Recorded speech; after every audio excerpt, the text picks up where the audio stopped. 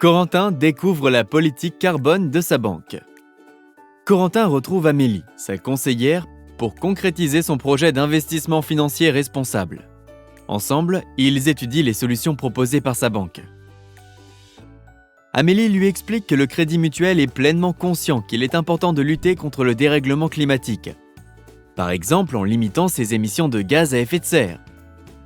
D'ailleurs, concernant la gestion d'actifs, Crédit Mutuel Asset Management a mis en place un processus de gestion de votre épargne qui tient compte de plusieurs indicateurs afin de mesurer l'impact de leurs investissements financiers sur le climat, notamment l'empreinte carbone, d'en réduire les effets négatifs, en particulier les émissions de gaz à effet de serre, lutter contre le réchauffement mondial en permettant une transition climatique partagée par tous.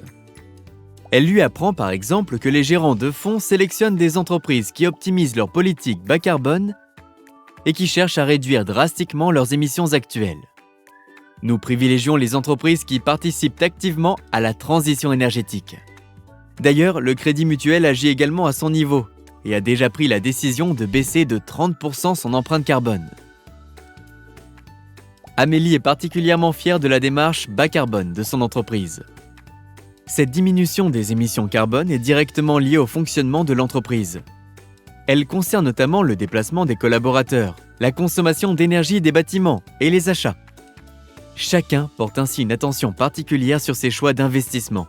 Ces analyses bas carbone sont un des indicateurs qui entrent en compte dans l'analyse extra-financière des entreprises et notamment dans le E des critères ESG.